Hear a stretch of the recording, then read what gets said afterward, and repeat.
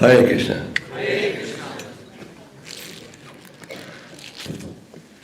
ओम नमो भगवते वासुदेवाय। ओम नमो भगवते वासुदेवाय।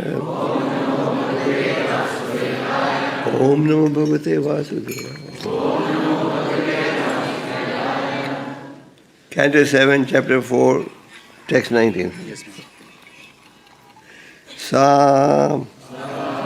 etam nirjita kakub ekam rad visayan priyan yathopajosa bunjanom natapyad jitendriya Saitam nirjita kabub ekarad visayan priyan yatopajosam bhunjano natapayad ajitindriya. Saitam nirjita kabub ekarad visayan priyan yatopajosam bhunjano natapayad ajitindriya.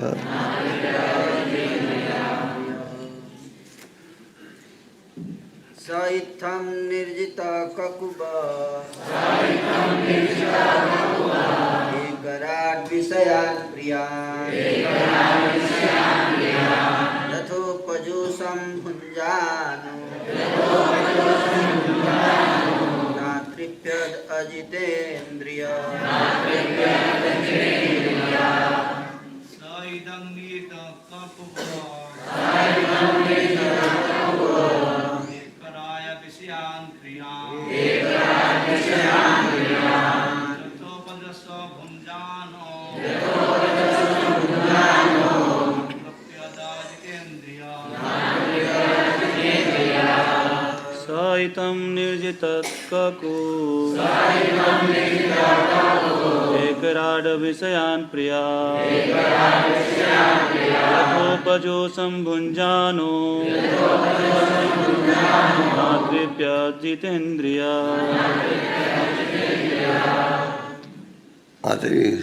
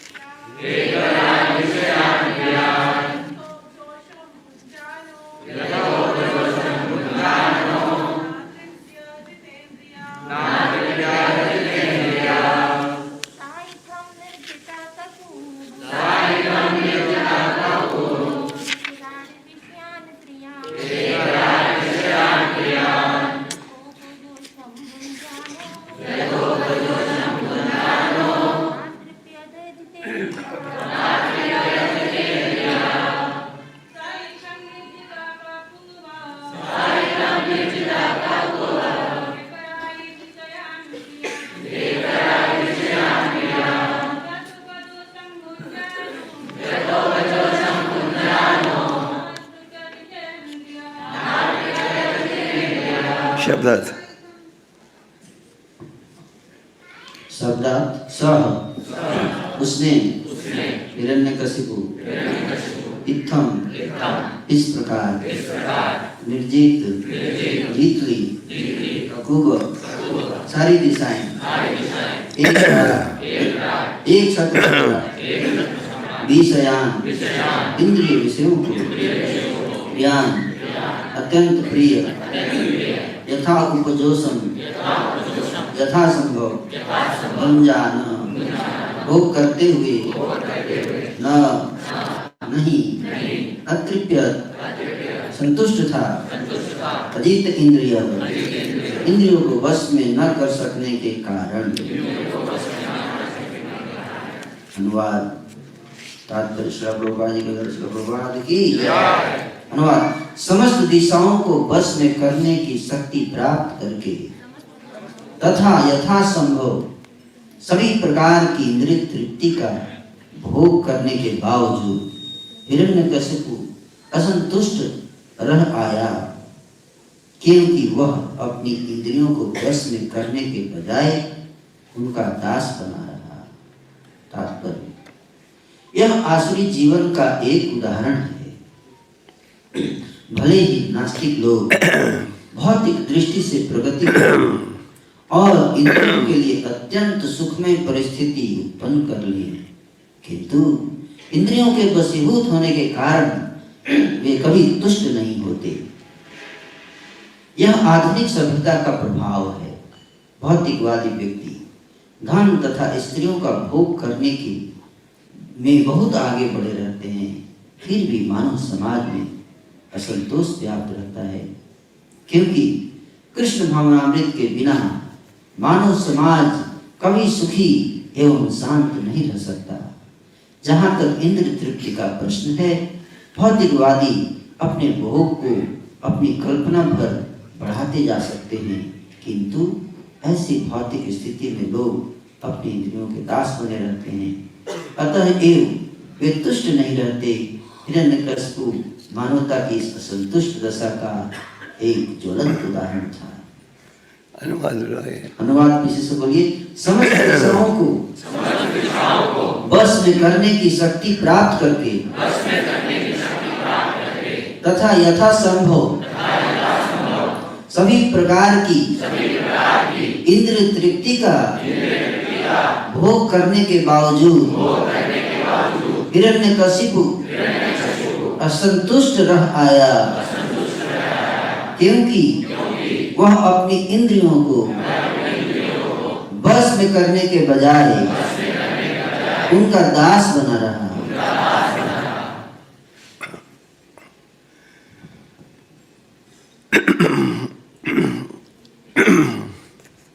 ओम ज्ञानतिमिरन्धस्य ज्ञानाञ्जनाशलाकया चक्षुर्मिलितं येन तस्मै श्रीगुरवे नमः। श्रीचैतन्यमनोभीष्टं स्थापितं येन भूतले स्वयं रूपः। जय श्री कृष्ण चैतन्य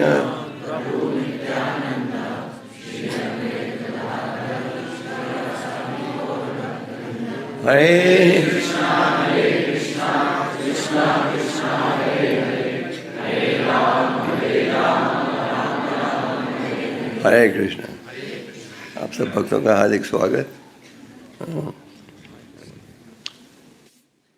साइताम निजित काकुम एकादश विषयन prion यतो पुरुषम मुंजानो नत्पदे अचेंद्रिय।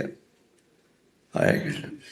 तो आप इस समय हिरण्यकशिपु के विषय में पढ़ रहे हो, और अगर आपसे पूछा जाए हिरण्यकशिपु भक्त हैं या अभक्त हैं, उनकी क्या पहचान है? दोनों ही हैं।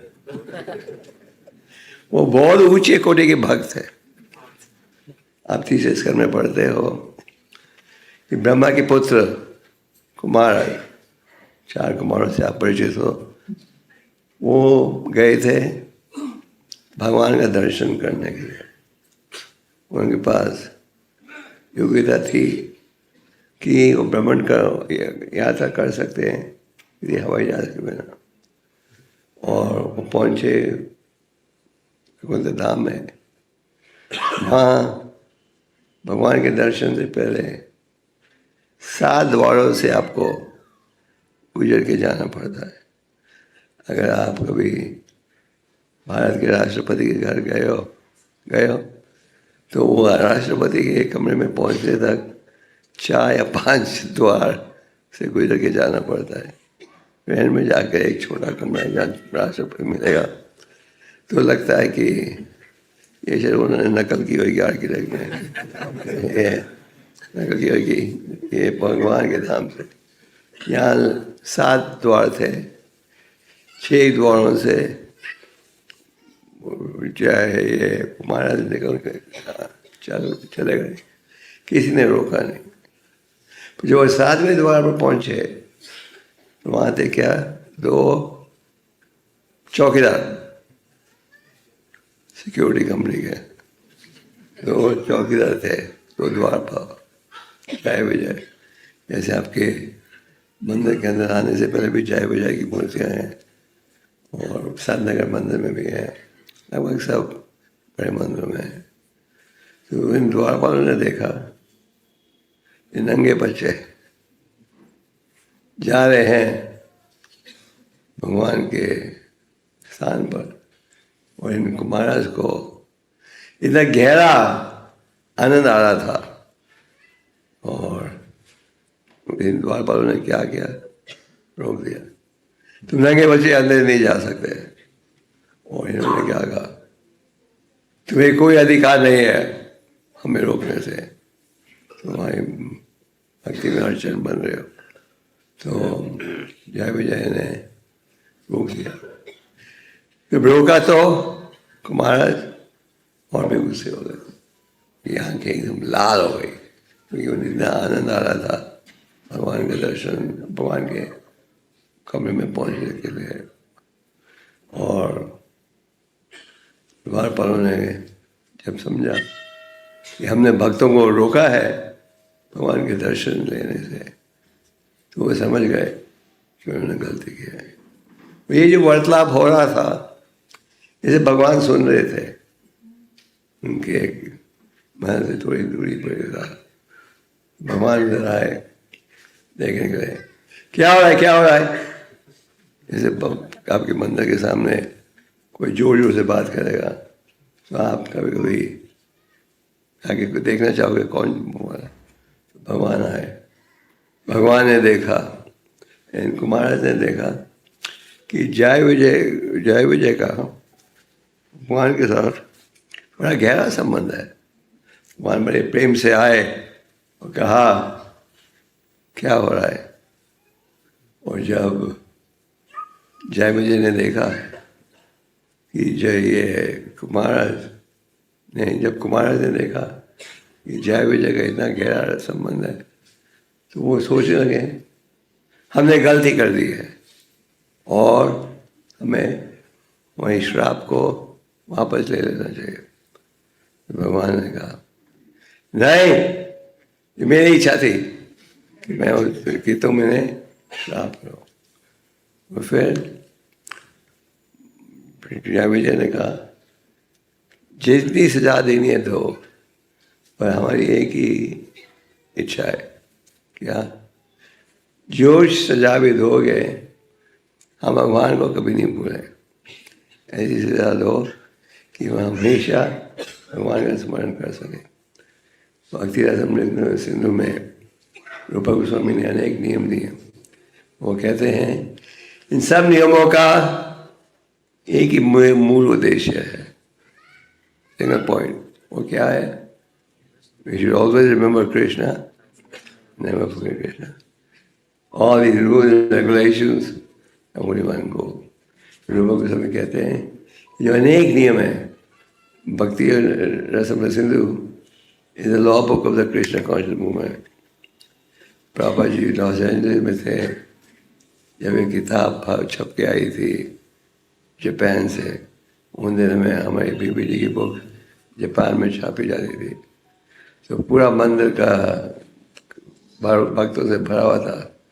प्रभुपाद ने नेक्टर डिवोशन को ऊपर उठाकर कहा this is the law book of the Krishna conscious movement, everyone must study this book. तो और रूपा गोस्वामी क्या कहते हैं, इन सब नियमों का मूल उद्देश्य एक ही है, तुम सदा कृष्ण का स्मरण करो, कभी कृष्ण को भूलो नहीं। अगर अंतिम समय में कृष्ण का स्मरण कर रहे होगे तो भगवान की धाम जा सकते हो, अंतिम नारायण स्मृति। तो हिरण्यकशिपु वैसे तो हम उन्हें असुर के रूप में स्वीकार करते हैं, तो वो थे भगवान के पूछे भक्त, और उन्हें ऐसी श्राप मिली थी जय विजय को कि 3 जन्म लेंगे जिसमें क्या होंगे भगवान के शत्रु, क्रोधित भाव से भगवान का असुर देंगे। तो जय विजय बन गए थे हिरण्यकशिपु और हिरण्यकशिपु कोई साधारण असुर नहीं था।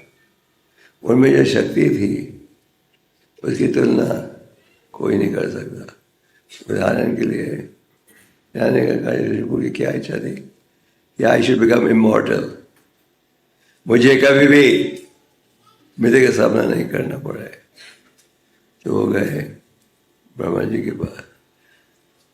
अच्छा, तो ब्रह्मा जी ने क्या कहा? ब्रह्मा जी ने कहा मृत्यु के सामने तो मुझे भी झुकना पड़ता है। 311 ट्रिलियन 40 बिलियन ईयर, ये ब्रह्मा जी की आयु। तो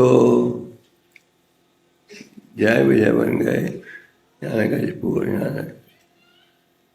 हिरण्यकशिपु का वध हुआ था किसके द्वारा? परम भगवान के द्वारा।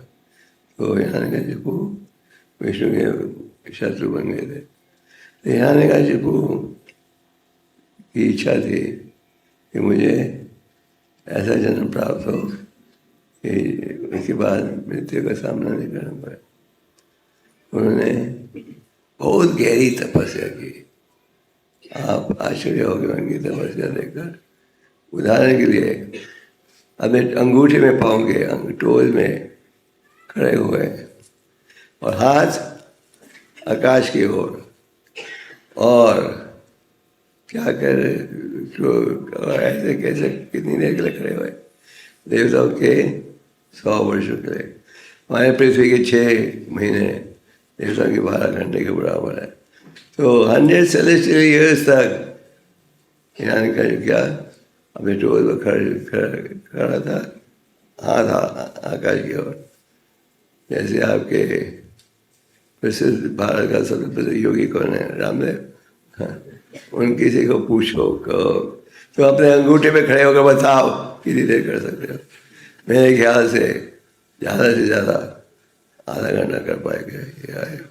वो भी हिरण्यकशिपु 100 वर्षों के लिए देवता को अपने टोल पर खड़ा था और हाथ आकाश की तरफ। इतनी शक्ति थी उसमें, और उन्होंने एक बूंद पानी का भी नहीं पिया। अंदाजा लगाओ, 100 साल के खड़े हुए, एक बूंद पानी को नहीं, और कुछ खाया नहीं। तो ब्रह्मा जी और उनका जो शरीर है वो एक एंट हिल जैसे बन गया था।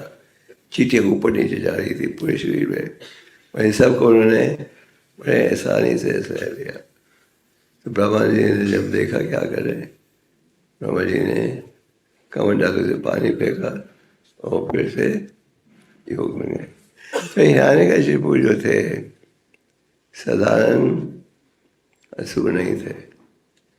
उनकी वो हिरण्यकशिपु की जो इच्छा थी कि मृत्यु से बचे, पर ये जो भाव था वो क्या कर रहे थे? सदा के मन में विष्णु का ही चिंतन था, विष्णु के रूप का चिंतन था। तो हिरण्यकशिपु के पास हर प्रकार की शक्ति थी। उनके पास किसी चीज़ की कमी नहीं थी।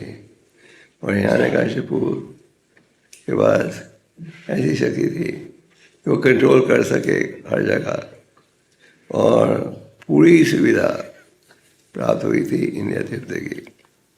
पर सारी पूरी सुविधा प्राप्त हो गई थी इंद्रियों के इंद्रिय तृप्ति के लिए। पर 50 वर्ष में प्रभु जी क्या कहते हैं? पर वो अपने इंद्रियों के दास बन गए थे। हिरण्यकशिपु बड़ी गहरी तपस्या उठाई और उनके पास इंद्रिय तृप्ति की अनेक सुविधाएं थी। और अंत में हिरण्यकशिपु जो भी बिल्कुल संतुष्ट नहीं थे, उनकी इंद्रियों को वो संतुष्ट नहीं कर सके। तो इससे हम क्या सीखते हैं? हम सीखते हैं कि इंद्रियों को अगर आप संतुष्ट करना चाहो तो प्रभु जी तात्पर्य में क्या कह रहे हैं? आपको इंद्रियों का उपयोग करना चाहिए भगवान की सेवा में। तो हिरण्यकशिपु उन्हें ब्रह्मा जी के द्वारा ये वर मिल गया था। जब हिरण्यकशिपु ने सुना कि ब्रह्मा जी ये वर नहीं दे सकते कि वो मृत्यु के सामने नहीं झुकना पड़ेगा। तो हिरण्यकशिपु ने सोचा ठीक है, मैं इनडायरेक्टली वादा ले लेता हूँ, दिन में नहीं, रात में नहीं, सागर में नहीं, इस प्रकार के अनेक वर प्राप्त कर लिए। और क्या सोच रहे थे, अब मुझे वही उद्देश्य प्राप्त हो गया। प्रॉपर एक समय लॉस एंजल्स में लेक्चर दे रहे थे इस हिरण्यकशिपु की लीला के ऊपर। तो प्रॉपर ने कहा, after killing Hiranyakashipu, the Lord told Brahma, don't give such benedictions in the future. You made my job very difficult. Prabha ji lecture दे रहे थे इसी कथा के ऊपर। तो प्रभा ने कहा कि हिरण्यकशिपु का वध होने के पश्चात भगवान ने कहा ब्रह्मा से, ऐसे वर भविष्य में मत देना, तुमने मेरा कार्य बहुत कठिन बना दिया था। हाँ, तो हिरण्यकशिपु के 4 बेटे थे, जिनमें सबसे प्रसिद्ध कौन थे? प्रहलाद ने दिव्य ज्ञान प्राप्त किया था जब वो कहाँ थे? माता के घर में। जब हिरण्यकशिपु मंडारा पर्वत में बड़ी गहरी तपस्या कर रहे थे, प्रहलाद माता के घर में थे। और इंद्र और देवता ने सोचा ये भी पिता जैसे निकलेगा। वो घसीट कर ले जा रहे थे, जबकि नारद मुनि पहुँच गए। नारद मुनि ने क्या कहा, ये क्या कर रहे हो? और उन्होंने क्या कहा, हम इस औरत को घसीट रहे हैं, औरत का नाम है श्रीमती हिरण्यकशिपु।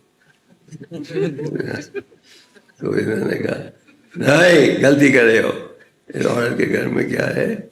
एक बहुत ऊंचे गुरु का भक्त है। तो इनका सौभाग्य था कि उन्होंने ज्ञान प्राप्त कर लिया माता के घर में।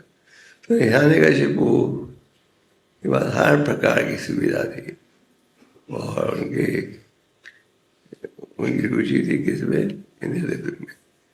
वो हर प्रकार की इंद्रिय तृप्ति में गुजरे, पर अंत में क्या देखा? वो बिल्कुल संतुष्ट नहीं थे। अज्ञानता में हम सोचते हैं कि अगर हमें इंद्रिय तृप्ति की सुविधा प्राप्त हो तो हम संतुष्ट रहेंगे। पर यहाँ हम क्या उपदेश दिया जा रहा है?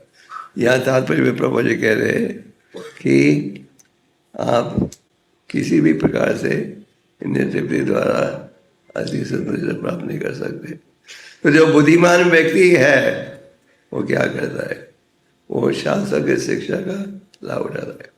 शास्त्र का अर्थ है भगवान की वाणी, और शास्त्र द्वारा हमें शिक्षा मिलती है क्या? कि कैसे आप असली संतुष्ट प्राप्त कर सकते हो। श्रीमद् भागवतम में शुरू से अंत तक अनेक कथाएं हैं जिनके द्वारा आपको यही शिक्षा मिलती है कि आप चाहे कितना भी प्रयास कर लो, you will never be satisfied. तो प्रहलाद के जो पिता थे वो समझ नहीं पाए कि प्रहलाद को ये ज्ञान कौन दे रहा है।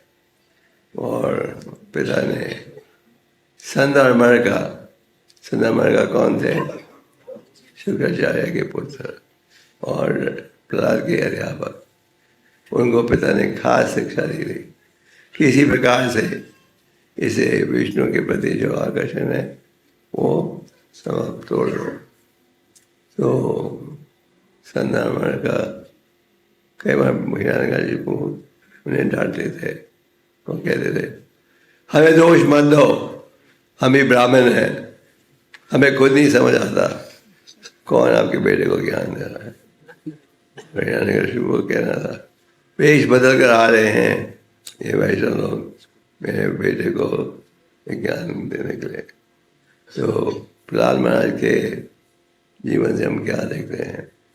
उन्हें अनेक प्रकार की कठिनाइयों का सामना करना पड़ा, और जो कष्ट तपस्या प्रहलाद को अनुभव करना पड़ा वो शायद किसी को भी प्राप्त होगा। किसी ने इतना गहरा कष्ट नहीं उठाया होगा। पहाड़ के चोटियों से उन्हें फेंका, जयलु सांबों ने घेरा, अग्नि चारों तरफ से जब भी मर गए। शास्त्र में क्या कहते हैं? राखे कृष्णा माने कृष्ण राखे के। तो प्रहलाद हिरण्यकशिपु को ब्रह्मा से ये वर मिल गया था। वो क्या सोचने लगे कि अब वही लक्ष्य प्राप्त हो गया। तो हिरण्यकशिपु से अब देखते हैं उनके उदाहरण से उनके पास हर प्रकार की सुविधा थी इंद्रिय तृप्ति के लिए, पर जब भी उनके इंद्रियों को कभी संतुष्ट नहीं कर सके। तो जो बुद्धिमान व्यक्ति है वो शास्त्र की शिक्षा का लाभ उठाता है, मतलब कि शास्त्रों में जो उपदेश है उसमें श्रद्धा रखते हैं। आज क्या स्थिति है समाज में, हम शास्त्रों को रखेंगे तो ये विश्वास नहीं रखेंगे कि शास्त्रों में क्या संदेश है, जो संदेश है दैट इज रियल थिंग। हम डाउट करते हैं। कोई भौतिक व्यापारी आपको गारंटी दे इतने घंटे काम करो इतनी तनख्वाह मिलेगी, हम विश्वास करते हैं। जो भगवान कहते हैं इंद्रियों का उपयोग करो ऋषिकेश की सेवा में, हम रखते हैं ऋषिकेश न सेवा। तो शास्त्रों के आधार पर हमें इंद्रियों का उपयोग करना चाहिए, इसलिए भगवान की सेवा में। हमारे समक्ष है अमरीश महाराज का उदाहरण। अमरीश महाराज के क्या किया, हमने इंद्रियों का उपयोग किया किस लिए, भगवान की सेवा में। तो इंद्रियों का अगर तृप्त करना है तो क्या है उपाय, उनका उपयोग करना भगवान की सेवा में। अमरीश महाराज के उदाहरण में आपने क्या देखा, उन्होंने हमें उदाहरण दिया है कैसे आप इंद्रियों का उपयोग कर सकते हो भगवान की सेवा में। उदाहरण के लिए आपने वाणी का उपयोग किया किस लिए भगवान का गुणगान करने के लिए और कृष्ण प्रसाद स्वीकार। पैरों का उपयोग किया किस लिए, भगवान के मंदिर में चल के जाने के लिए। हाथों का उपयोग किया किस लिए, भगवान के मंदिर को साफ करने में। और आंखों का उपयोग किया किस लिए, भगवान के सुंदर विग्रह को देखने के लिए। तो अमरीश महाराज ने हमें उदाहरण दिया है कैसे हम इंद्रियों का उपयोग कर सकते हैं भगवान की सेवा में। श्रीमद् भागवतम के 10वें स्कंद में आप नंद गौरव मणि की युवा की कथा पढ़ते हो।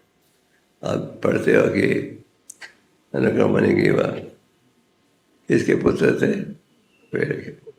धन की कोई कमी नहीं थी, पर एक दिन जब संत नारद मुनि गुजर के जा रहे थे, वो समय खेल रहे थे नंगी औरतों के साथ, और औरतों ने अपना नंगा शरीर छुपा ढक लिया, पर ये थे शराब के नशे में थे। अनुक्रमणी की बात कि वह नंगे रहे। नारद मुनि ने उनकी भलाई के लिए क्या किया, उन्हें श्राप दी। श्राप पेड़ बन जाओगे, क्योंकि पेड़ जो हैं वो नंगे खड़े होते हैं। और एक बार है इसके साथ, क्या था वो बार, देवताओं के 100 सालों के पश्चात में भगवान का दर्शन प्राप्त होगा। तो वो बन गए पेड़, कहाँ, नंद बाबा के आंगन में, गाजियाबाद में नहीं, नंद महाराज के आंगन में। 100 साल के पश्चात उन्हें क्या वर्ड था भगवान का। तो 100 साल के पश्चात जब 2 पेड़ गिरे जिनमें से निकले कुबेर के पुत्र, उन्होंने सबसे पहले नारद मुनि का भार प्रकट किया। ये कहा कि नारद मुनि की कृपा से हमें ये दर्शन प्राप्त हो रहा है। फिर उन्होंने कहा अब से हम सदा हमारे इंद्रियों का उपयोग करेंगे भगवान की सेवा में। उन्होंने कहा अब से हमारे हाथों का उपयोग करें मंदिर सेवा के लिए, वाणी का उपयोग करें जीव का खाने के लिए प्रसाद, भगवान के नाम का उच्चारण। तो इससे हम क्या सीखते हैं, नंद गौरव की वह जब अज्ञानता में थे तो उन्होंने ठीक व्यवहार नहीं किया, पर जब उन्हें आध्यात्मिक ज्ञान प्राप्त हो गया था और उन्होंने नारद मुनि की शिक्षा को स्वीकार किया, जब उन्होंने क्या क्या कहा, अब से हम सदा आपका चिंतन करेंगे, आपका स्मरण करेंगे। उसी प्रकार कृष्ण भक्ति में जुड़ने से पहले हम सबके मन भटकते थे, मन का दुरुपयोग किया जाता था फिल्मों में और नई तस्वीरों में वगैरह। जब आप भक्त बन गए तो उसके पश्चात आपने क्या निर्णय किया? हमने ये निर्णय किया कि हमने जो अनुकूल कार्य है उसी में इंद्रियों का उपयोग करना है। ये हमारे हाथ में है। आप चाहते हो कि इंद्रियों के ऊपर आपका वश हो। हम क्या देखते हैं, हम इंद्रियों के दास हो जाते हैं। हमारी इंद्रियाँ कहती हैं ये करो, हम तुरंत कर दे। तो ज्ञान प्राप्त करने के पश्चात हमें जीवन को सुधार लेना चाहिए। जैसे मनु की और उनके भाई ने, तो इंद्रियों का उपयोग होना चाहिए भगवान की सेवा में, फिर आप संतुष्ट हो गए। और अमरीश महाराज के उदाहरण से आप देखते हो कैसे इंद्रियों का उपयोग करना चाहिए भगवान की सेवा में। तो यहाँ प्रभु जी तात्पर्य में कह रहे हैं कि इंद्रियों को आप कि एक ही प्रकार से संतुष्ट कर सकते हो, उनका उपयोग करो भगवान की सेवा में। श्रीमद् भागवतम के 9वें स्कंद में आप सुबाई मुनि की कथा पढ़ते हो। सुबाई मुनि बड़े ऊंचे कोटि के योगी थे और वो चिंतन कर रहे थे कहाँ? यमुना नदी के अंडरग्राउंड। जैसे सबमरीन होती है ना, सबमरीन पानी के नीचे चलती है। तो कई योगी हैं जो भी पानी के नीचे रहकर चिंतन कर सकते हैं। तो सुबाई मुनि चिंतन कर रहे थे भगवान का। तो हम कहाँ थे? यमुना नदी के अंदर चिंतन कर रहे थे और उन्होंने देखा 2 मछलियाँ भोग विलास कर रही हैं। तो इस घटना को देखकर वो विचलित हो गए। सुबाई मुनि सोचने लगे, हाँ इस कार्य में आनंद है, भोग विलास इत्यादि।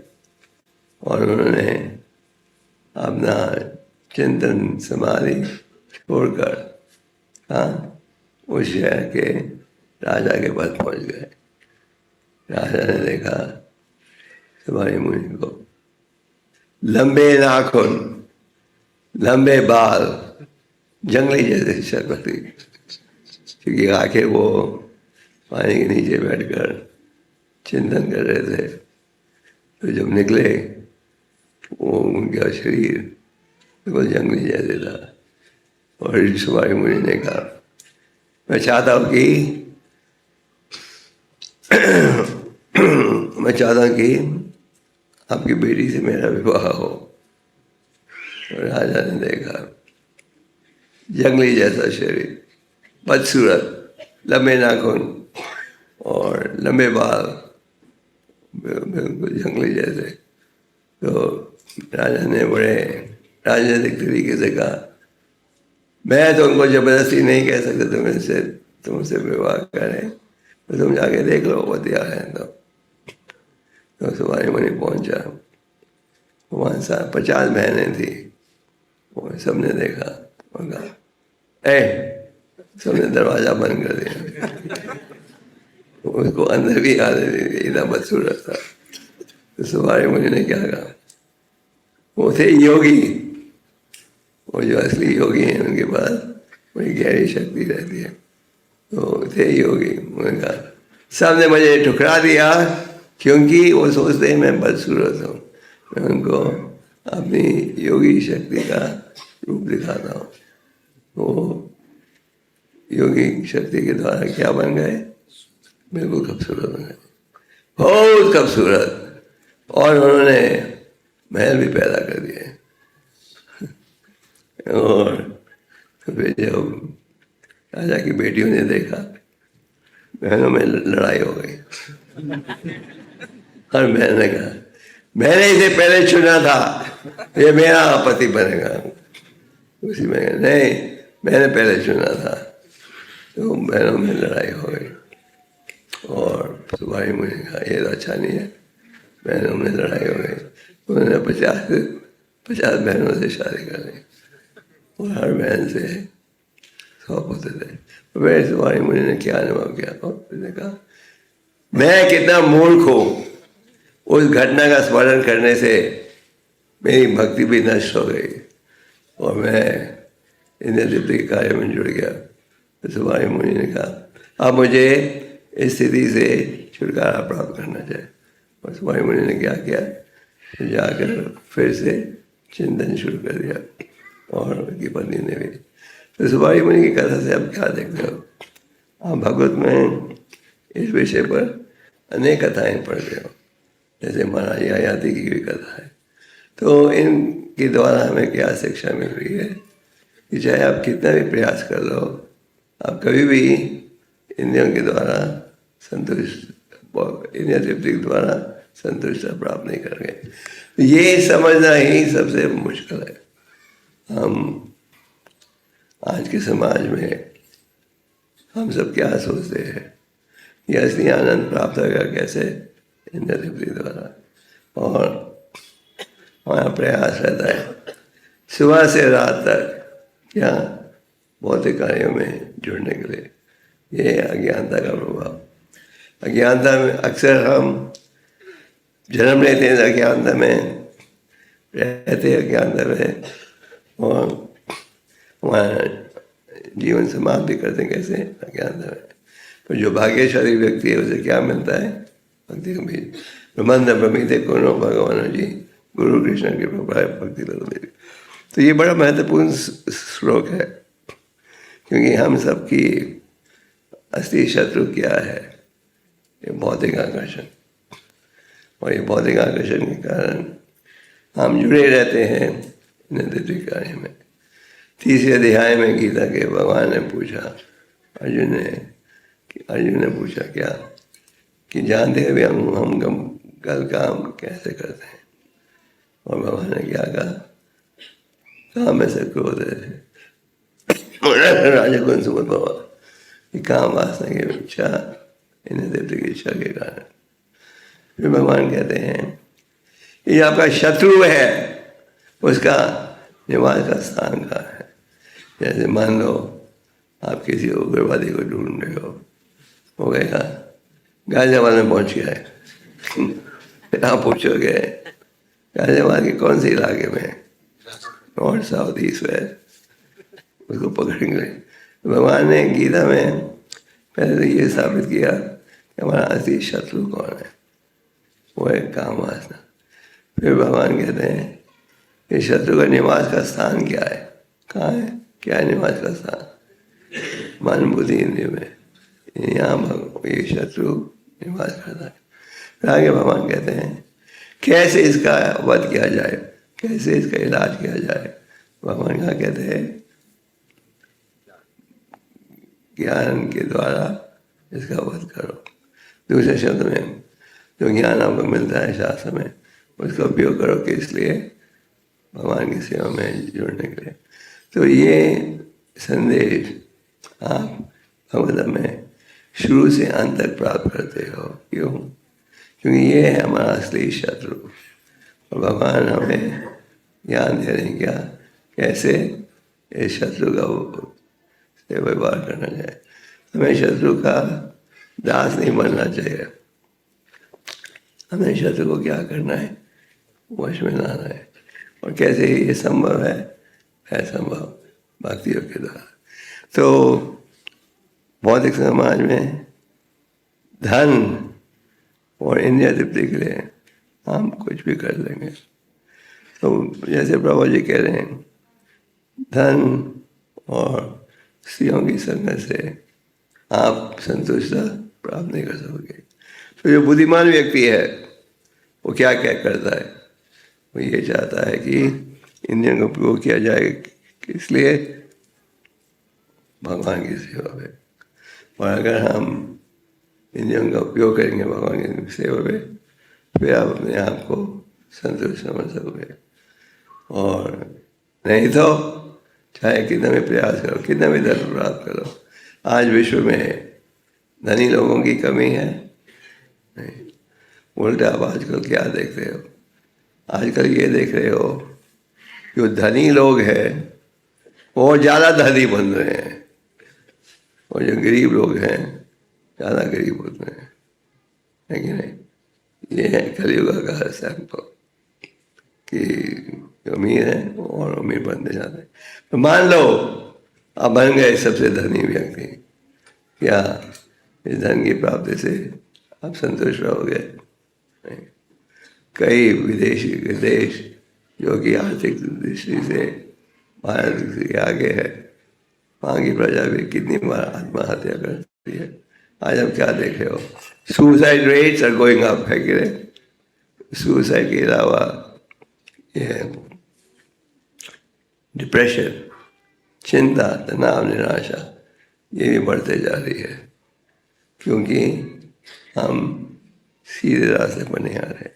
तो यहाँ आप देख रहे हो, आप आज बड़े स्पष्ट रूप से कह रहे कि कृष्ण भक्ति के बिना कोई व्यक्ति भी संतुष्टता नहीं प्राप्त कर सकेगा, कृष्ण भक्ति के बिना।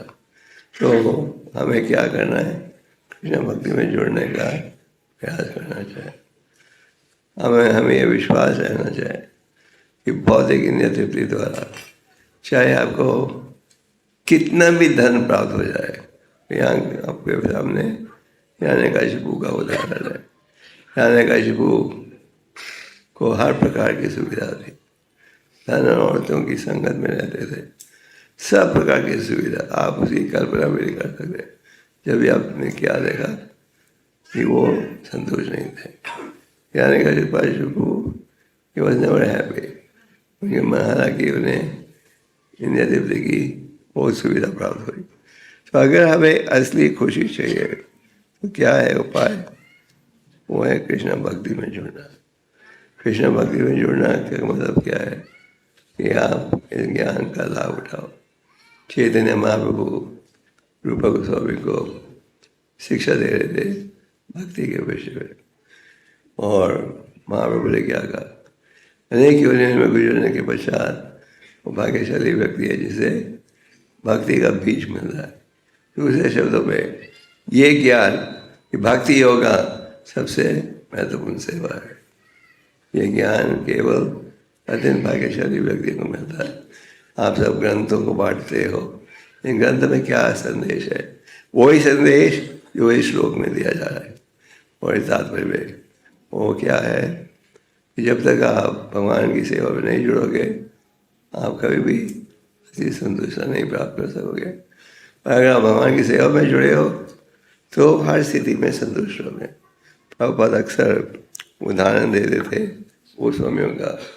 ये जो गोस्वामी थे उनके पास हर प्रकार की सुविधा थी पहले, पर उन्होंने वो सुविधा को त्याग दिया। जैसे रूप गोस्वामी और सनातन पूरे सब उस समय आज से 500 साल पूर्व विश्व में सबसे धनी राजधानी थी नवाब हुसैन शाह की।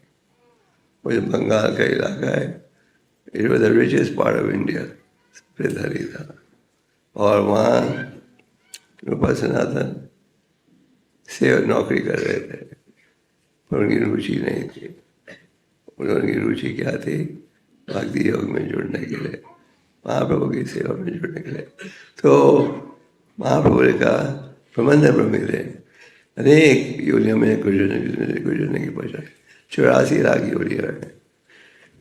और जो भाग्यशाली व्यक्ति है, अनेक जन्मों के बाद उसे ये ज्ञान मिलता क्या कि भक्ति योग है असली कार्य।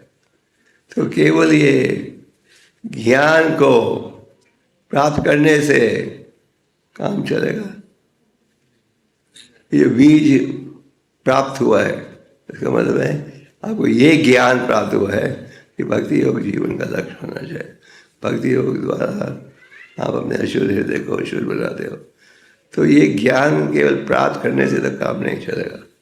इस ज्ञान को, इस बीज को हमने उगने देना है। You want the bees to grow. तो कैसे कैसे होगा? कैसे? श्रवणम कीर्तनम कीर्तनम, श्रवणम कीर्तनम। भागवत में आप पढ़ते हो, प्रहलाद महाराज के पिता ने,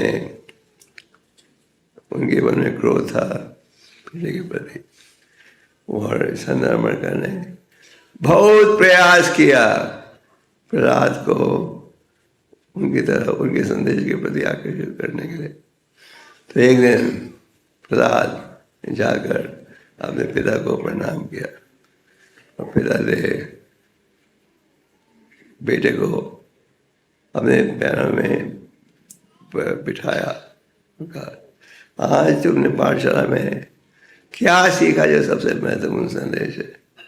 और प्रहलाद ने क्या कहा? न हुआ भक्ति शरण कीर्तन विश्वस्मरण पादम आशम वंदेम दक्षम सख्यम। ये नवदा भक्ति का ज्ञान सबसे पहले प्राप्त हुआ था प्रहलाद महाराज को, तो वो घर में थे। और जैसे ही पिता ने नवदा भक्ति का उच्चारण सुना, बेटे को अपनी गोद से नीचे फेंक दिया। तो श्रवणम कीर्तनम, तो ये भक्ति का बीज उगेगा कैसे? अगर आप श्रवणम और कीर्तनम करोगे। आपने देखा होगा, बार बार आप इस विषय के बारे में पढ़ते हो, श्रवणम कीर्तनम के बारे में। तो ये सबसे महत्वपूर्ण कार्य है, चाहे आप ब्रह्मचारी हो या सन्यासी। अगर आप श्रवणम कीर्तन में रुचि नहीं रहोगे, कार्य नहीं करोगे, तो आप भौतिक संसार समाज से, भौतिक आकर्षण से निकलना कठिन रहेगा। तो ये भक्ति का बीज उगेगा अगर आप क्या करोगे? श्रवणम कीर्तन। इसलिए आप देखते हो हमारे हर कार्य में कीर्तन होता है, सुबह से रात तक कीर्तन। जब प्रभा जी बॉम्बे में आए थे, हरे कृष्णा लैंड, वहाँ मंदिर बनाने की इच्छा थी, कईयों ने विरोध किया, और जो पड़ोसी थे वो कहते थे दिस कीर्तन इज न्यूसेंस। ये जो कीर्तन की आवाज़ आती है, इट इज न्यूसेंस, बेकार की बात है। ये सब भारत में हो जाए। हमारे दिल्ली में एक मंदिर है पंचशील में, तो उसके जो पड़ोसी हैं वो कहते हैं this is nuisance, residential college में कीर्तन क्यों करते हो? तो कीर्तन कहाँ करें? वो यहाँ तो लोग रहते हैं, कीर्तन क्यों करते हैं? तो जब हमारा बॉम्बे का मंदिर बन रहा था, तो प्रभुपाद उस समय अपने 5-6 मंजिल के अपार्टमेंट में थे, और नीचे कारीगर लोग काम कर रहे थे। काम करते करते टिक टिक टिक टिक आवाज़ होती है ना, तो भक्तों ने प्रभुपाद से कहा ये आपको डिस्टर्ब नहीं कर रहा है टिक टिक आवाज़? प्रभुपाद ने कहा दिस इज कीर्तन। वो जो कारीगर लोग पत्थर तोड़ रहे थे, तो भक्तों ने कहा ये तोड़ने से आपकी नींद, आप डिस्टर्ब तो नहीं हो रहे? और प्रभु ने कहा नहीं, ये तो कीर्तन है, क्योंकि वो तो पत्थर तोड़ रहे थे किस लिए? भगवान का मंदिर बनाने के लिए। तो एक तरफ से लोग कहते हैं हरे कृष्ण न्यूसेंस, और संत की क्या नज़र है, ये पत्थर आवाज़ क्या पैदा कर रहा है? ये आवाज़ है किस लिए? क्योंकि यहाँ भगवान का मंदिर बन रहा है।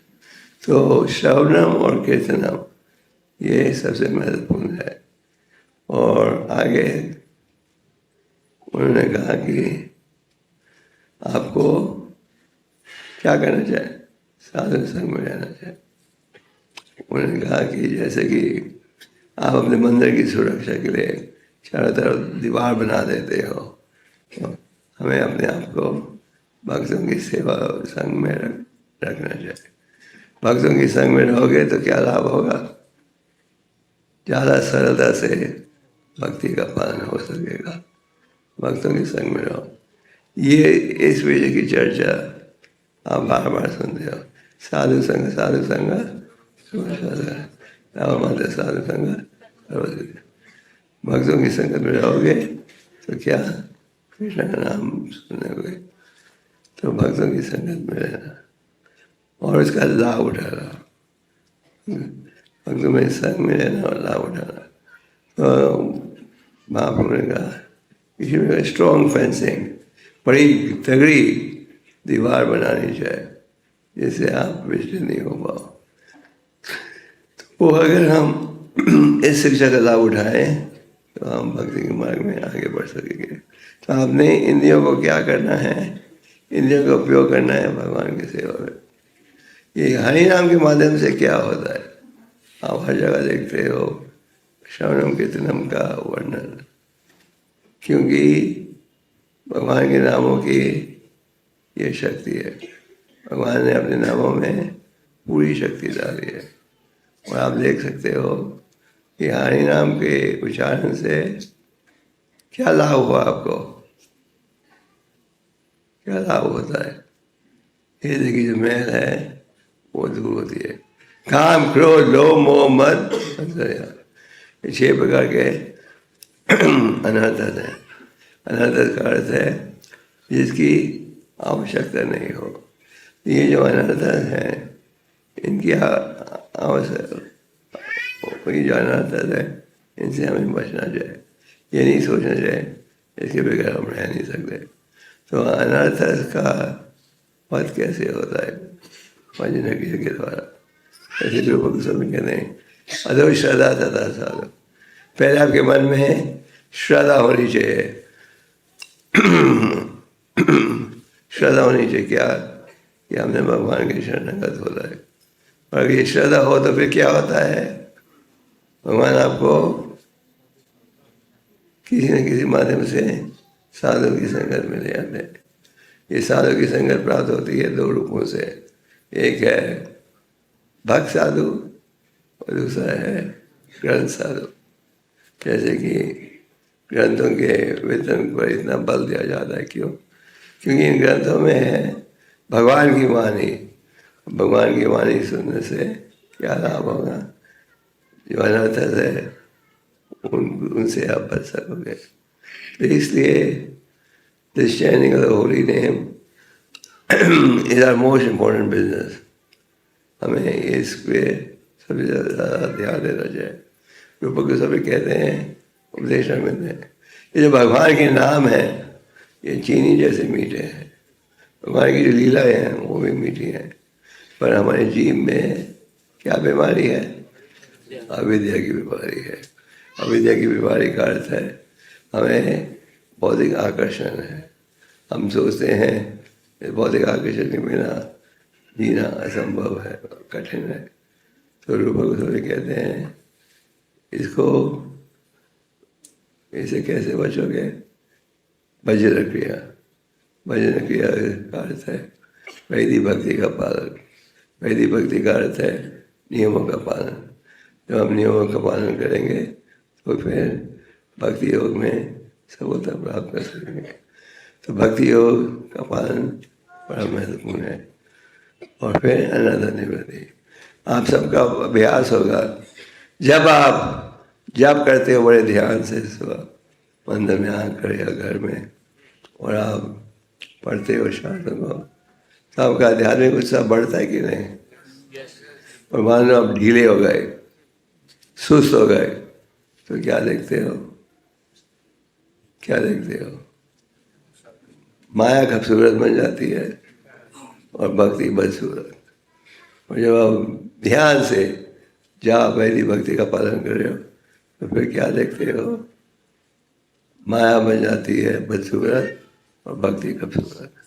तो अनर्थ निवृत्ति कब प्राप्त होती है? भजन क्रिया के माध्यम से। चेत दर्पण मार्जन। हमारे मंदिरों में हम रोज ये शिक्षा के श्लोकों का उच्चारण करते हैं। तो महाप्रभु ने क्या कहा, चेत दर्पण मार्जन। जैसे आईने में धूल है तो वो धूल को कैसे निकालते हो, साफ कपड़े से साफ करके। इसी प्रकार ये जो काम क्रोध लोभ मोह मद मत्सर्य उदाहरण है, उसके प्रभाव में आकर भक्ति से हम जुदा हो जाते हैं। और अगर भक्तों में संग में रहकर भक्ति योग का पालन करो तो फिर अनर्थ से आप मुक्त हो सकते हो। तो इस आज के श्लोक में आप पढ़ रहे हो कि हिरण्यकशिपु को हर प्रकार की सुविधा थी, किसी चीज की कमी नहीं थी, और जब भी वो संतुष्ट है, he was not happy, जब भी उनके मन में सदा चिंतन का भाव था और खुश नहीं थे। और अगर हम असली खुशी चाहते हैं तो क्या है उपाय? क्या है उपाय? इंद्रियों को उपयोग करना भगवान की सेवा में। जब हम भक्तों के संग में रहते हैं तो नियमों का पालन ज़्यादा सरल हो जाता है, और जब हम भक्तों की संगत से जुदा होते हैं तो ज़्यादा कठिन हो जाता है। इसलिए हमारा भाव होना चाहिए क्या? भक्तों के संग में रहे। और यह हरि नाम में रुचि बनाने के लिए चैतन्य महाप्रभु ने क्या कहा? नाद भी सुनी चाहिए ना, रोड पे हमारी न मना देना। हमें श्लोक को 1000 बार सुन बैठे, रोज ही सुनते हैं, रोज मंत्र में भी इसका उच्चारण होता है, तो इसका पालन करना भूल जाते हैं। तो हमें इसका लाभ उठाना चाहिए, और हरि नाम का पूरा लाभ उठा सकोगे आप अगर वैदिक भक्ति का पालन करो। तो ये जो नियम है जिनके विषय में आप पढ़ते हो, ये सब है हमारी भलाई के लिए। कई बार लोग कहते हैं तुम्हारे इस्कॉन में बहुत से नियम हैं, हमारे गुरुजी देखो इतने दयालु हैं, पूरी छूट दी हुई है। तो इसका क्या होता है? हमें पूरा विश्वास। कई लोग आपको कहते होंगे तुम्हारे यहाँ अगर दीक्षा ले रही है, इतने कड़क नियम है, एक टेस्ट लो, दूसरा टेस्ट लो, तीसरा लो। तो भगवान क्या कह रहे? जितनी मात्रा में कोई मिश्रण में आएगा उतनी मात्रा में उनको सुरक्षा भी प्राप्त होगी। ब्रह्मभूत प्रसन्नात्मा सोचती कक्षति। भक्ति के मार्ग में क्या प्राप्त होता है? असली आनंद। तो असली खुशी चाहिए, what is the solution? Take to bhakti होगा। और ये जो संदेश है महाप्रभु की भविष्यवाणी क्या थी? पृथ्वी के हर कोने में ये हरि नाम पहुँच सकता है। तो ये आज आप देख रहे हो all over the world people are chanting the Hare Krishna mantra. क्यों? Because this is giving them satisfaction. पापा जी एक समय डैलस में लेक्चर दे रहे थे। पापा ने कहा the Christians came to India and converted people by economic benefit.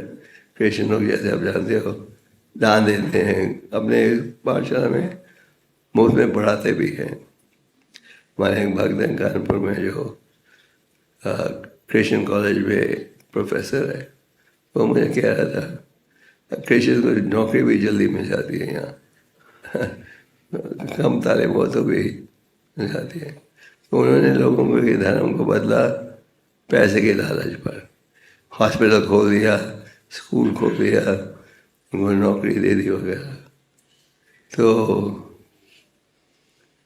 आपको हर प्रकार की सुविधा ऐसे प्राप्त होती है।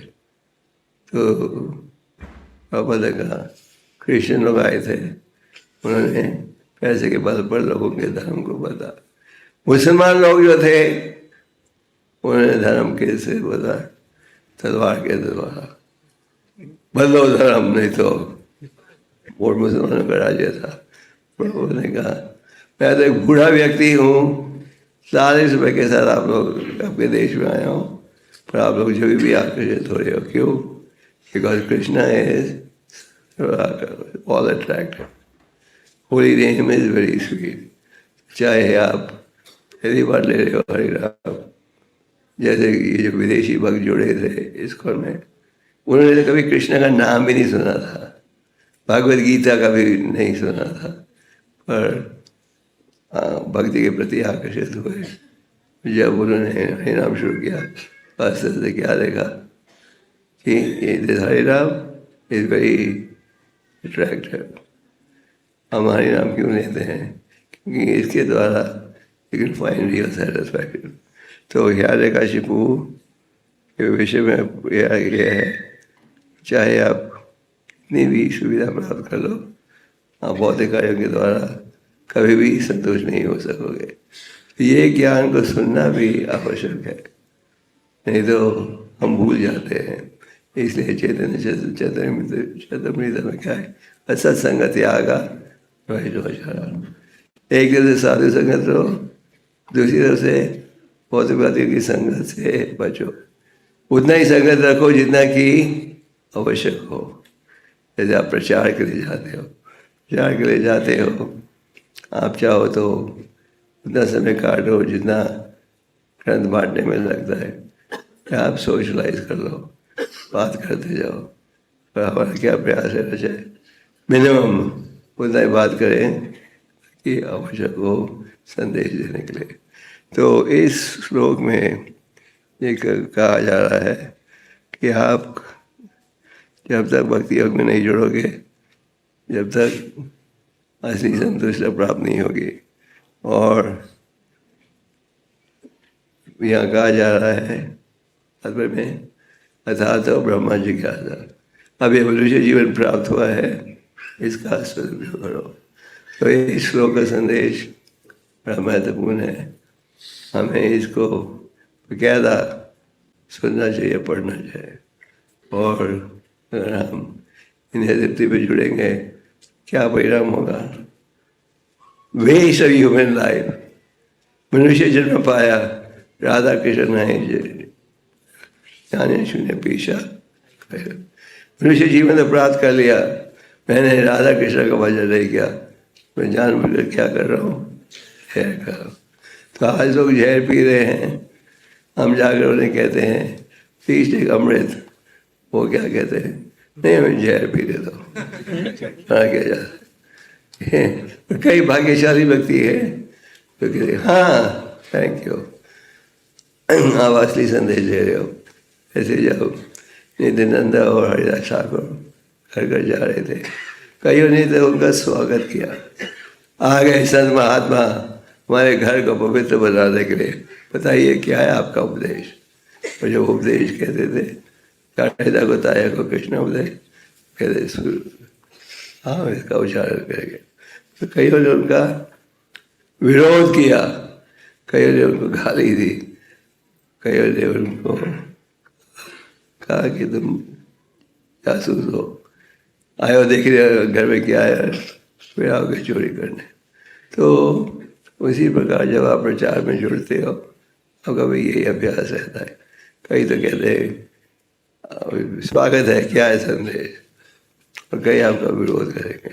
तो जब भी हमें इस शिक्षा का लाभ उठाना है, तो भक्तों के संग में रहोगे, विनम्रता का भाव अनुकूल करोगे, तो आप भक्ति योग में आगे बढ़ सकोगे।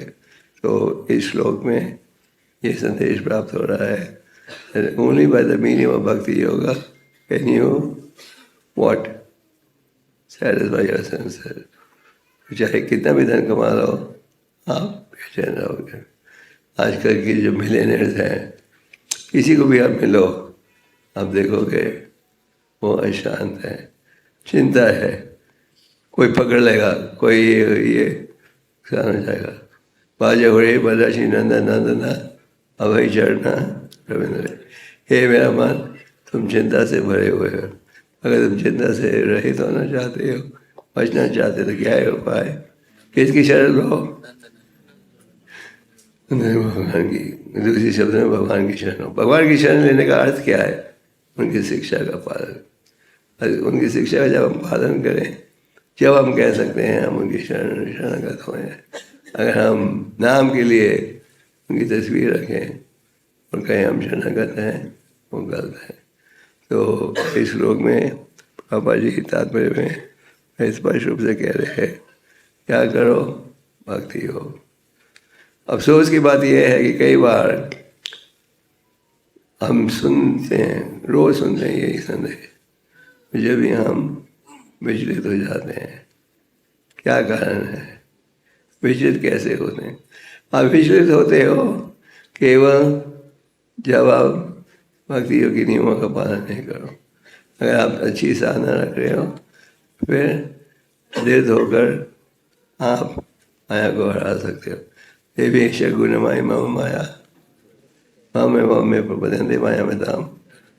पर माया का विरोध करना कठिन है, पर साथ में कठिन है। पर जो मेरी शरण लेता है वो माया के, जो मेरी शरण लेता है वो माया के पर विजय प्राप्त कर सकता है। तो हमें भक्ति योग की शिक्षा का पालन करना चाहिए अगर हम जीवन के लक्ष्य को प्राप्त करना चाहें। जो भक्ति योग में जुड़ेंगे, आनंद बुद्धि परिणाम का एक तो लाभ था, ये था कि मेहनत निकलती है। आगे कहते हैं महाप्रभु, इसके द्वारा आपको असली आनंद प्राप्त होगा जो कि केवल बढ़ते जाएगा। Spiritual happiness is always. ये संदेश दिया जा रहा है हम सबकी भलाई के लिए। हमें श्रवण करना चाहिए, कीर्तनम श्रवण कीर्तनम करेंगे तो इस संदेश के द्वारा हम दृढ़ होकर भक्ति के मार्ग में जुड़ सकते हैं। हरे कृष्णा।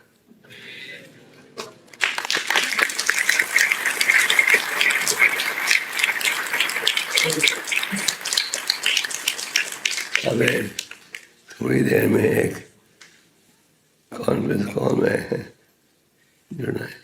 अच्छा, एनी क्वेश्चंस? हाँ,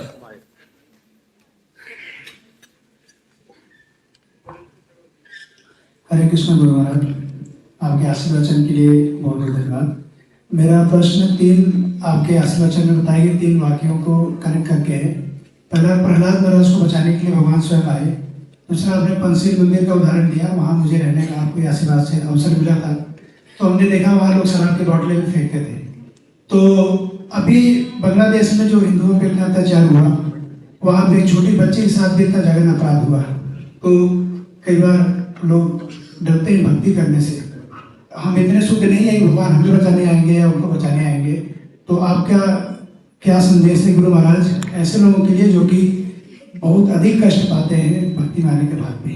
हरे कृष्ण। भक्त जो है कष्टों से डरता नहीं है। भक्त जो है नारायण की सेवा में सेवा करना चाहता है, अगर वह नरक में जाए तो भी नारायण पड़ा सर्वे ना को दशा बेबेदी। जो वैष्णव भक्त है, जो वैष्णव भक्त है वो कठिनाई में भी सेवा कर सकता है। जैसे कि इस संस्था की स्थापना के लिए कई भक्त दुनिया के अलग अलग कोने में उनको मृत्यु का सामना करना पड़ा। जब प्रभुपाद जी ने रशिया में यह कार्यक्रम आरंभ किया तो भक्तों के द्वारा प्रचार बढ़ा, पर वो कई भक्तों को सरकार ने जेल में डाला और कहा मांस खाना शुरू करो, हम तुम्हें छोड़ देंगे। उन्होंने नहीं छोड़ा और कईयों की मृत्यु भी हुई। तो भक्त जो है कठिनाई से डरता नहीं है और भगवान के शरणगत होकर की सेवा में जुड़ता है। कई साथ देंगे, कई विरोध करेंगे। हमें प्रचार या सावधानी से करना चाहिए। अगर हम देखेंगे कि इधर खतरा है तो जैसे बांग्लादेश या पाकिस्तान, तो ज़रा सावधानी से करना चाहिए। ये था आपका प्रश्न। Any more?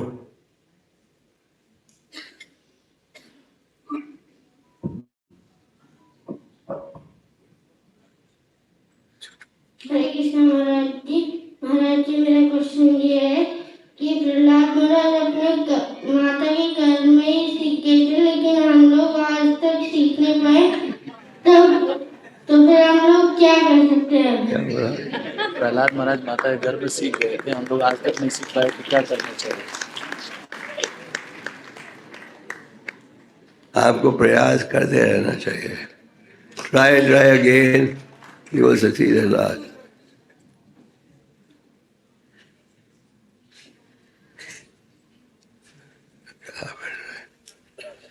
Any more? Guru Maharaj जी के चरणों में प्रणाम। Yes. महाराज जी, मैं साईं राम जी की सेवा करता हूँ।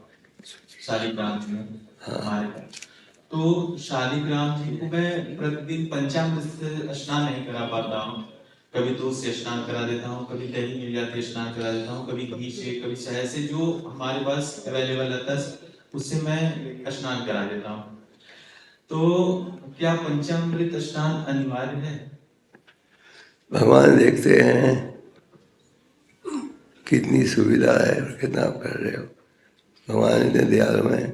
पत्रम पुष्पम फलम, फिर मुझे एक पत्ता भी अर्पण करोगे तो मैं स्वीकार करूँगा। भगवान ये नहीं कह सकते कि जरूर ये सब अर्पण करना चाहिए, पर अगर आप शालिग्राम की पूजा करना चाहते हो तो वो जो मिनिमम स्टैंडर्ड है वो जरूर आपको करना चाहिए। एनी क्वेश्चन क्लास के विषय में? यस, माइक बढ़ा दीजिए, हाथ में दे दो ना एक दूसरे को। देखिए पूछिए पूछिए जैसे। हरे कृष्ण महाराज जी, आपके चरणों में कोटि कोटि प्रणाम स्वीकार करें। महाराज जी, हम रोज गुरु पूजा करते हैं तो उसमें लास्ट में हम जो पढ़ते हैं कि यस्य प्रसादात् भगवत प्रसादो। तो प्रभु महाराज जी, एक प्रश्न है कि हमारे भक्ति में ऐसे कौन से एफर्ट्स हैं जो आपको प्रसन्न कर सकते हैं महाराज जी? बहुत सारा। हरि नाम में रुचि बढ़ाओ, हरि नाम का जाप करो, जो क्लास में सुनते हो उसका पालन करो, जो आप प्रभुपाद के ग्रंथों में पढ़ते हो उसका पालन करो। प्रभुपाद के लगभग हर श्लोक के तात्पर्य में इस विषय की चर्चा की जाती है।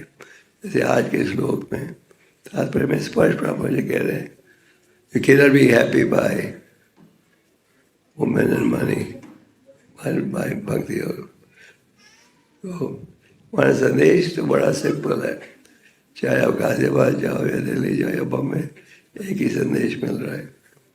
ये इतना सरल से महाप्रभु की कृपा से, महाप्रभु की पद प्रकट हुए थे पतितों का उद्धार के लिए, तो महाप्रभु ने कितना सरल बना दिया है। पिछले युगों में बड़ा कठिन मार्ग था, जैसे कि सतयुग में कितने अध्याय तो विष्णु, सतयुग में मार्ग था भगवान का चिंतन करना, और आज आप पहाड़ के ऊपर भी बैठ जाओ, चिंतन मुश्किल है, हवाई जहाज वाले फ्लाई ओवर करते हैं। फिर तेरे बड़े बड़े यज्ञ, आपको बोला जाए रोज अपने घर में यज्ञ करो, आप कहोगे मुश्किल से घर का खर्चा निकलता है, और शुद्ध दूध शुद्ध घी इत्यादि, और अग्नि जलाओगे तो पड़ोसी भी चलाएंगे। द्वार पर युग में क्या था साधन? महंगी भेंट अर्पण करना। कलियुग में क्या वही नाम मिलेगा हरि नाम के द्वारा। हरि नाम में हम सबका प्रयास रहना चाहिए, रुचि बढ़े। वेरी सिंपल, कोई डिग्री की जरूरत नहीं, किसी चीज़ की आवश्यकता नहीं। और हरे कृष्ण गुरु महाराज, आपने बताया सभी मुनि के एग्जाम्पल से कि उन्होंने 7,000 साल तपस्या किया, फिर भी उनका मन जो है विचलित हो गया। तो मेरा प्रश्न है गुरु महाराज की, इंद्रियों को तो हम कई बार भगवान की सेवा में लगाते हैं पूरी तरह, जो भी हमें इंस्ट्रक्शन मिलते हैं, लेकिन फिर भी मन कई बार हमारा भगवान में नहीं लगा होता, तो इसका क्या बेस्ट? तो प्रयास करते जाओ। रूप गोस्वामी कहते हैं उत्साह निश्चय धैर्य, वी शुड बी डिटर्मिन्ड। और अगर हम डिटर्मिनेशन रहोगे तो फिर सफलता प्राप्त होगी। भगवद गीता में प्रभुपाद एक बड़ा सरल उदाहरण देते हैं। किसका? पक्षी जिसके बच्चों को सागर ने चुरा दिया था। उसने कहा बच्चों को लटा दो, दे तो मैं सिखाऊंगा। सागर हंसने लगा। फिर जो वो पक्षी अपने छोटे से मुंह से सुखाना शुरू किया, तो फिर गुरुदेव जी ने आए सहयोग के लिए। तो we will go on trying, don't give up. Prabhupada used to say, don't take no for an answer. ये काम नहीं हो सकता, हर कार्य सफल है भगवान की कृपा से, अगर हम श्रद्धा से सेवा करेंगे. Okay, any more? महाराज बहुत धन्यवाद, बहुत सुंदर क्लास के लिए. महाराज आप बता रहे थे कि वैकुंठ में जय विजय उनका जबकि कोई गलत इंटेंशन नहीं था और वहाँ भगवान का प्रसन्नता के लिए सेवा कर रहे थे, और वो 4 कुमार का ब्रह्मवादी थे, उनको केवल अपना ड्यूटी पूरा करने के लिए इस तरीका बताया, फिर भी उनकी ये हालत हो गया. और हमारा तो टेंडेंसी है कि बाय नेचर हमारा भक्तों से कैजुअल होने का नेचर बन चुका है. नेचर क्या? What's the last line? आपने क्या कहा? मतलब कैजुअल होने का हमारा नेचर है और इंटेंशन भी कभी कुछ भरोसा नहीं है हमारा. तो हमारा कोई होप है भगवत धाम जाने का? आप लोगों ने प्रभुपाद के पत्र पढ़े होंगे. प्रभुपाद ने नहीं पत्र में कहा, if you share 16 hours a day, follow 4 regulative principles, then you will definitely go back to God. Now, Prabhupada ने ये नहीं कहा मे बी. हमारे साइंटिस्ट तो कहते ना मे बी. भगवान कहते हैं सर्वधर्मां परित्यज्य मामेकं शरणं व्रज अहं त्वं सर्व पापेभ्यो मोक्षयिष्यामि. भगवान ये नहीं कहते मे बी, शायद. वो कहते पक्का तुम मेरे शरण में आओगे तो तुम्हारा उद्धार होगा, डरो मत, है ना. तो ये हमारा चंचल मन है जो कहता है कि जिसके कारण हम विश्वास नहीं करते भगवान की वाणी में. आगे के श्लोक में प्रभुपाद ये कह रहे हमें इंद्रियों को दास बनाना है, हमें इंद्रियों का दास नहीं बनना. हमें सब में इंद्रियों का दास है, हमने इंद्रियों के स्वामी बनना है. मैं भक्ति योग. Yes, is that your question? Thank you so much. हरे कृष्ण महाराज जी, धन्यवाद. महाराज आपने बहुत सुंदर बताया कि शौभरी मुनि ने अपनी इंद्रियों को ढीला छोड़ दिया था, इस कारण से उनका फॉल डाउन हो गया. और आपने बताया कि इंद्रियों को कंट्रोल करने के लिए अच्छी साधना चाहिए.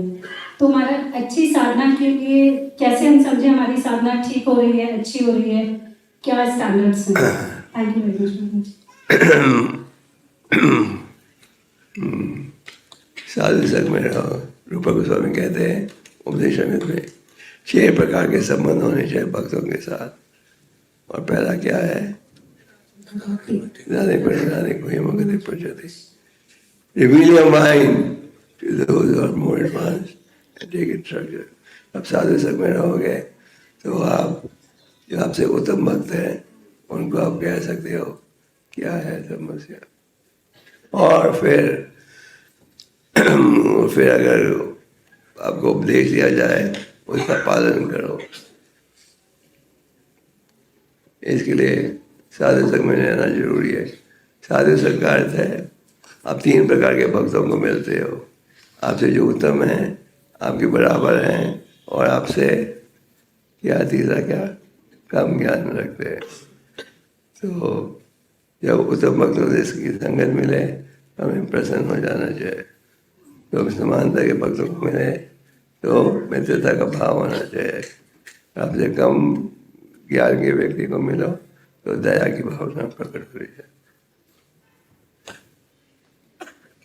Thank you Maharaj, thank you very much. आप अपने साथियों को पूछो मेरे में क्या कमी दिखती है, तुम्हें क्या सुधार मैं कर सकता हूँ. जो असली मित्र है वो तो वही कहेगा जिसे आप सुधर सकते हो. ओके. हरे कृष्ण महाराज जी, बहुत प्रणाम. क्या प्रभु जी, एक तरफ भगवान कृष्ण ने अपने गुरु के मरे हुए पुत्र को वो यमलोक से वापस लेकर आए और 1971 का जो वर्ल्ड वॉर होने जा रहा था श्री प्रभुपाद जी के जाने पर उन्होंने उसको भी रोक दिया. 1971 क्या? 1971 में वर्ल्ड वार होने का जो परिस्थिति था ना महाराज, जो अमेरिका और ये सब। 51, हाँ, वर्ल्ड वॉर। भगवान कृष्ण अपने गुरु के मरे हुए पुत्र को, जब उनकी जो गुरु माता दुखी रहती थी, उन्होंने कारण पूछा और उसे यमलोक से वापस लेकर आए थे। और 1971 का जो तृतीय विश्व होने जा रहा था, उसको भी श्री प्रभुपाद के कहने पर उन्होंने रोक दिया। उन्होंने कहा कि कृष्णा मूवमेंट बड़ा अच्छा चल रहा है, आप इसे रोक दीजिए। और दूसरी तरफ जब महाभारत का युद्ध हुआ तो उन्होंने अपनी प्रिय बहन सुभद्रा तथा प्रिय भक्त अर्जुन के पुत्र अभिमन्यु को इतनी दर्दनाक मृत्यु क्यों होनी थी, और पांचाली के भी एक ही पुत्र को क्यों नहीं बचाया वो? इनका कहने का मतलब है महाराज कि वर्ल्ड वार जैसे होने वाला था, तो प्रभुपाद जी बोले कि कृष्णा कॉन्शियस मूवमेंट जो है वो उसको रोक देगा।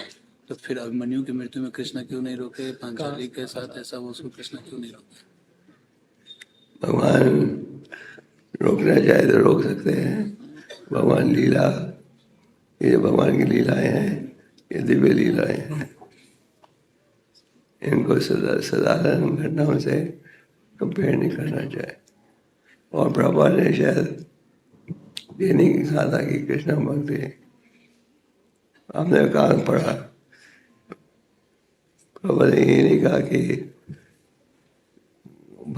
भक्ति होगी तो युद्ध नहीं होगा। कलयुग में तो आप रोज कोई ना कोई युद्ध देख रहे हो।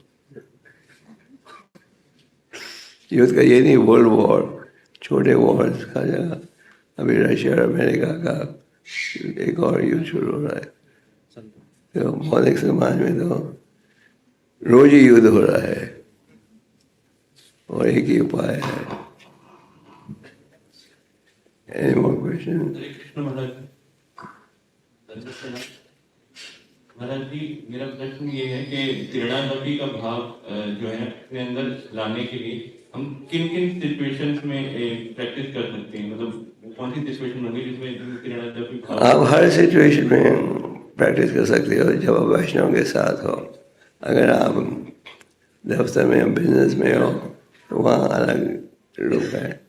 पर जब आप भक्तों के साथ व्यवहार करते हो तो हमें इसका पालन करना चाहिए। दूसरों को आदर दो विदाउट एक्सपेक्टिंग एनीथिंग। अपने आप को सबसे पतित समझो। जैसे कि आप वैष्णवाचार्यों के विषय में पढ़ते हो, जैसे गोपाल भट्ट गोस्वामी, 6 गोस्वामी में एक गोस्वामी है।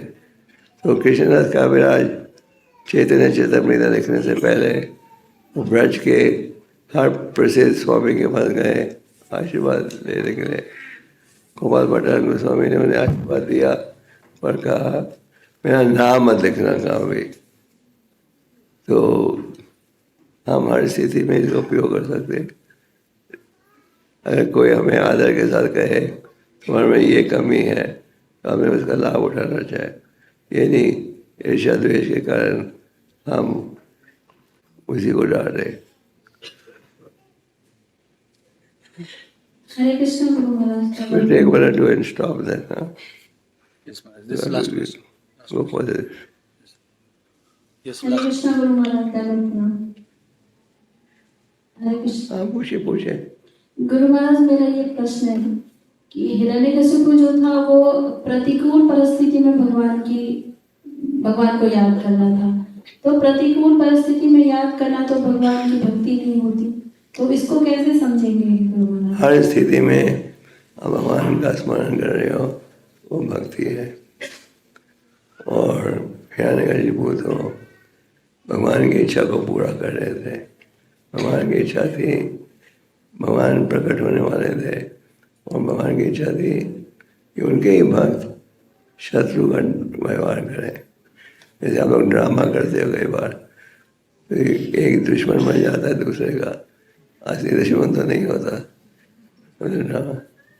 तो भगवान हिरण्यकशिपु भगवान की सेवा कर रहे थे। भगवान ने कहा कि मैं चाहता हूँ कोई क्रोध के साथ मेरे साथ व्यवहार करे। तो उन्होंने कहा या 3 जन्म ले लो या 7। 3 से हम जल्दी पहुंचेंगे भगवान के धाम।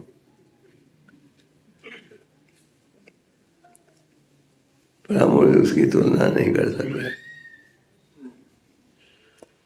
Okay, any more? Thank you Guru Maharaj. पूछिए पूछिए जल्दी। हरे कृष्णा।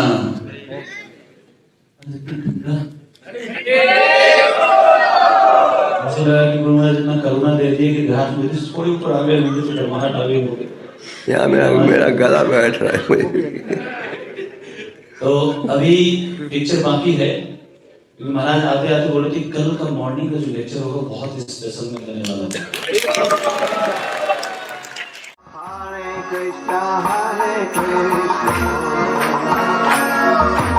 कृष्णा कृष्णा हरे